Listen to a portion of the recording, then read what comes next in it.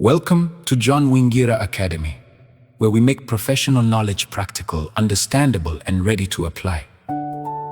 This is the M&E Foundation Audiobook Series, your journey from theory to practice.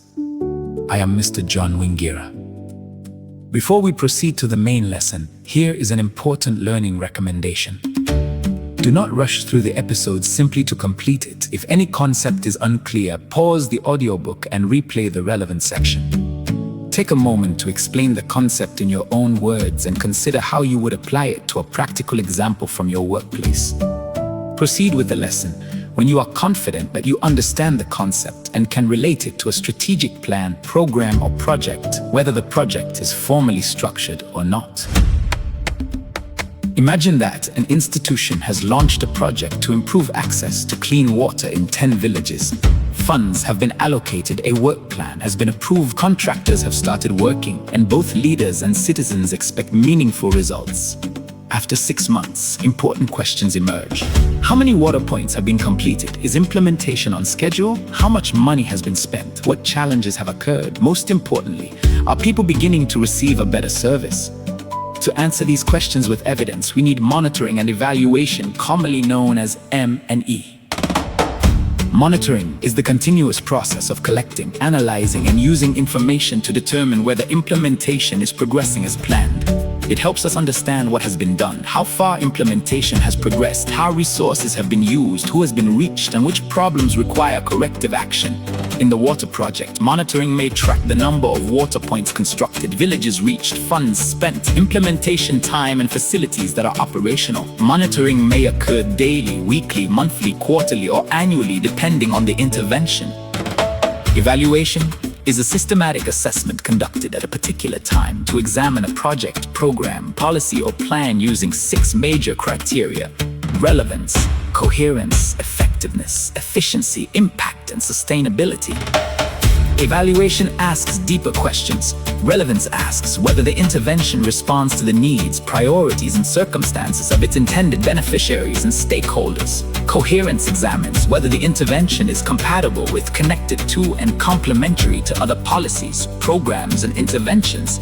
Effectiveness asks whether the intended objectives and results were achieved and what factors supported or constrained achievement. Efficiency examines whether results were delivered economically and on time, and whether resources were converted into results in an appropriate manner. Impact examines significant positive or negative, intended or unintended, higher-level effects produced or contributed to by the intervention. Sustainability asks whether the benefits and results are likely to continue after major support or implementation has ended. In our water project, evaluation will not stop after confirming that 10 water points were constructed.